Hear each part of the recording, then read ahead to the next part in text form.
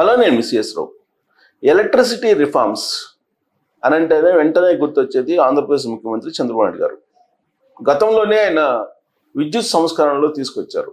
ఆ సందర్భంగా అనేకమైనటువంటి ఆరోపణలను, విమర్శలను ఎదుర్కొన్నారు. అయినప్పటికీ ఆయన అనుకున్న విధంగా విద్యుత్ సంస్కరణ చేశారు. విద్యుత్ రంగంలో ఆ సంస్కరణలే ఇప్పుడు తెలుగు రాష్ట్రాలకి కరెంట్ కట్ లేకుండా విద్యుత్ను నిరంతరం సరఫరా చేసేటువంటి పరిస్థితికి వచ్చింది. అప్పుడు ట్రాన్స్కో, అలాగే జెన్కో ఇలా విభజించారు. 3 రకాలుగా విభజించారు విద్యుత్ సంస్థల్ని. విద్యుత్ సంస్థని 3 రకాలుగా ట్రాన్స్కో, జెన్కో, ట్రాన్స్మిషన్కి ఒకటి, జనరేషన్కి ఒకటి ఇలా డిస్ట్రిబ్యూట్ చేసి, అలాగే వాటిని డిస్కమ్లు ఏర్పాటు కూడా చేశారు. ఆ డిస్కమ్లు ప్రస్తుతం నష్టాల్లో ఉన్నాయి. అయినప్పటికీ కూడా ఎలక్ట్రిసిటీ ఛార్జెస్ పెంచకుండా నేను సరఫరా చేస్తాను ఆంధ్రప్రదేశ్కి అని చెప్పి ఒక హామీ ఇవ్వడం జరిగింది. గురువారం రోజు జరిగినటువంటి రివ్యూ మీటింగ్లో చాలా క్లియర్గా ఆంధ్రప్రదేశ్ ప్రజలకు ఒక హామీ ఇవ్వడం జరిగింది చంద్రబాబు నాయుడు గారు. రాబోయేటువంటి 4 ఏళ్లలో ఎట్టి పరిస్థితుల్లో కూడా విద్యుత్ ఛార్జీలను పెంచను అని చెప్పి ఆయన హామీ ఇవ్వడం జరిగింది. గత ప్రభుత్వం 5 ఏళ్లలో 9 సార్లు ఎలక్ట్రిసిటీ ఛార్జెస్ని పెంచింది. పెంచడంతో పాటు సర్దుబాటు ఛార్జెస్ అని వేశారు. ఇంధన సర్దుబాటు ఛార్జెస్ అని ఎంత వసూలు చేశారో అంతుపట్టిన విధంగా వసూలు చేశారు విద్యుత్ ఛార్జీల రూపంలో ప్రజల దగ్గర నుంచి. అందుకే చంద్రబాబు నాయుడు గారు ఇప్పుడు సంస్కరణలకు మరింత పదును పెడుతూ ఎలక్ట్రిసిటీ ఛార్జెస్ను పెంచకుండా ఉండేలాగా ఎలా చేయాలి అనే దాని మీద నిర్ణయం తీసుకున్నారు. ఇదే సమయంలో కేంద్ర ప్రభుత్వం కూడా ఈ డిస్కంల నష్టాన్ని పూడ్చేందుకు ఒక కీలకమైన నిర్ణయాన్ని తీసుకుంది.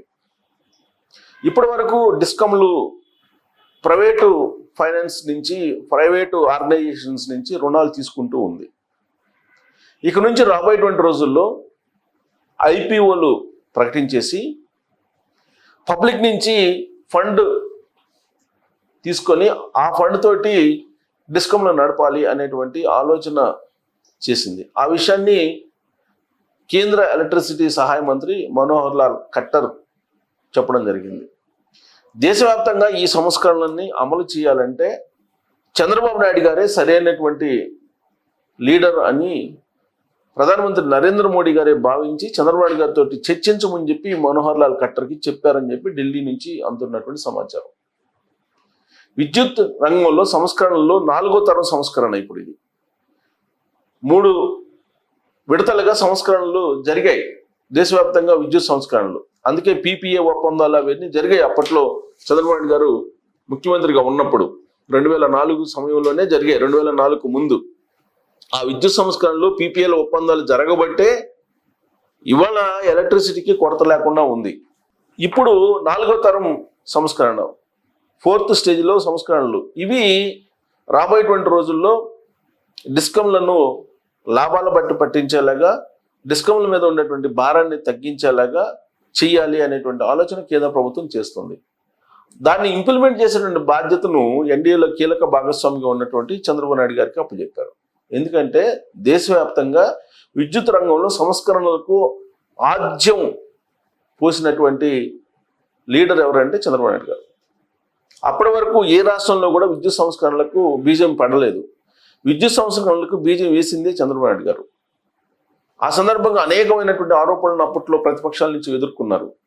మనం గుర్తు చేసుకుంటే కనుక బషీర్బాగ్లో ఈ విద్యుత్ సంస్కరణలు జరిగిన తర్వాత ఎలక్ట్రిసిటీ ఛార్జీలు పెరిగాయని బషీర్బాగ్లో చంద్రబాబు నాయుడు గారి మీద వ్యతిరేకంగా, ఆ రోజు ప్రభుత్వం మీద వ్యతిరేకంగా కమ్యూనిస్టులు పెద్ద ఎత్తున ధర్నాలు చేశారు. ఆ సందర్భంగా కాల్పులు కూడా జరిగినాయి.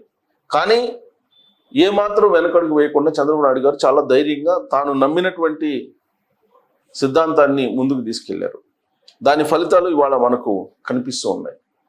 అప్పట్లో కాంగ్రెస్ పార్టీ, కమ్యూనిస్ట్ పార్టీలు చంద్రబాబు నాయుడు గారు ఏ నిర్ణయం తీసుకున్నా కానీ దాన్ని వ్యతిరేకిస్తూ రోడ్ల మీదకి వచ్చేవాళ్ళు, ధర్నాలు చేసేవాళ్ళు, ఆందోళన చేసేవాళ్ళు. రాజ్యాంగ పరంగా ఆ విధంగా వ్యక్తం చేయడం అనేది ఎవరికైనా అనుమతి ఉంటుంది. కానీ చంద్రబాబు నాయుడు గారు ఒక సంస్కరణ వాదిగా, ఆర్థిక సంస్కరణని వేగంగా ముందుకు తీసుకెళ్ళినటువంటి లీడర్గా, విద్యుత్ రంగంలో సంస్కరణలకి బీజం వేసినటువంటి లీడర్గా చంద్రబాబు నాయుడు గారికి గుర్తుంది. ఆ గుర్తింపు ఉంది ఆయనకి. అందుకే ఇప్పుడు కేంద్ర ప్రభుత్వం 4వ తరం విద్యుత్ సంస్కరణలకు ముందుకు తీసుకెళ్ళడానికి సూచనలు, సలహాలు చంద్రబాబు నాయుడు గారి దగ్గర నుంచి తీసుకుంటూ ఉంది.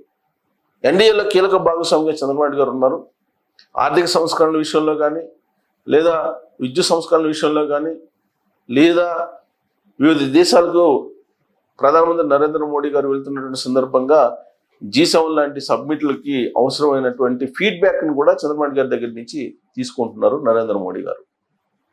దానికి సంబంధించిన న్యూస్ కూడా మనకి నేషనల్, ఇంటర్నేషనల్ పత్రికల్లో కూడా వచ్చింది.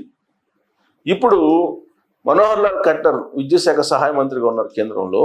ఆయన చంద్రబాబు నాయుడు గారి సూచనలు, సలహాలు తీసుకోవడానికి రాబోతున్నారు త్వరలోనే.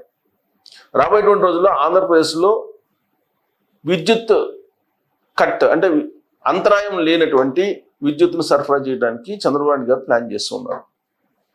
గత ప్రభుత్వం విద్యుత్ కోతల్ని పెట్టింది. విద్యుత్ సెక్కి ఒప్పందాలు కుదుర్చుకుని దాదాపు 1,00,000 కోట్ల రూపాయల భారం ఆంధ్రప్రదేశ్ ప్రజల మీద వేసి వెళ్ళారు అని చెప్పి ఆరోపిస్తున్నారు చంద్రబాబు నాయుడు గారు.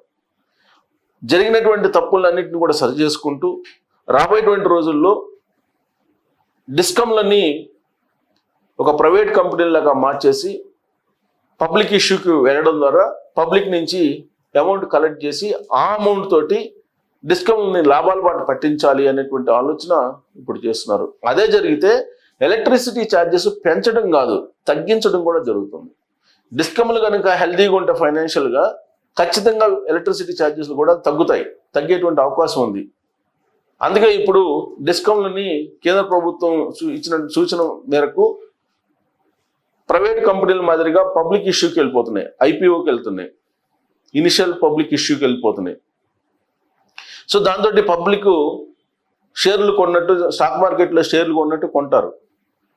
అప్పుడు అమౌంట్ని రుణ రూపంలో అప్పులు తీసుకోవాల్సిన అవసరం లేదు. డిస్కమ్లకి వడ్డీల భారం తగ్గుతుంది, లాభాల బాట పట్టేటువంటి అవకాశం ఉంది. ఇప్పుడు సోలార్ పవర్ని జనరేట్ చేయడానికి చంద్రబాబు నాయుడు గారు పెద్ద ఎత్తున ఒప్పందాలు కుదుర్చుకున్నారు. సోలార్ పవరు రాబోయేటువంటి రోజుల్లో కీ రోల్ పోషించబోతుంది. గ్రీన్ ఎనర్జీ వైపు వెళ్తూ ఉన్నారు. ఇవన్నీ కనుక వస్తే డిస్కమ్లకి ఆర్థిక భారం తగ్గుతుంది. ఫలితంగా ఎలక్ట్రిసిటీ ఛార్జెస్ తగ్గించేటువంటి అవకాశం కూడా ఉంది. నిరంతరాయంగా కరెంటు సరఫరా కూడా ఉండే అవకాశం ఉంది. ఆ దిశగా చంద్రబాబు నాయుడు గారు అడుగులు వేస్తుంది. కేంద్ర ప్రభుత్వం కూడా ఆయనకి ఆ బాధ్యతలను అప్పచెప్పినట్టు తెలుస్తుంది. మరి ఇది సాధ్యమేనా? చంద్రబాబు నాయుడు గారు విద్యుత్ సంస్కరణలకు బీజం వేసినటువంటి లీడర్గా రాబోయేటువంటి రోజుల్లో విద్యుత్ ఛార్జీలను తగ్గించేటువంటి అవకాశం ఉందా? డిస్కంలను ప్రైవేట్ చేసేసి వాయి కనుక పబ్లిక్ ఇష్యూ చేస్తే ఆ డిస్కంలు షేర్లను కొనడానికి పబ్లిక్ ముందుకు వస్తారా, వచ్చే అవకాశం ఉందా అనే దాని మీద కామెంట్ చేయొచ్చు. Thank you.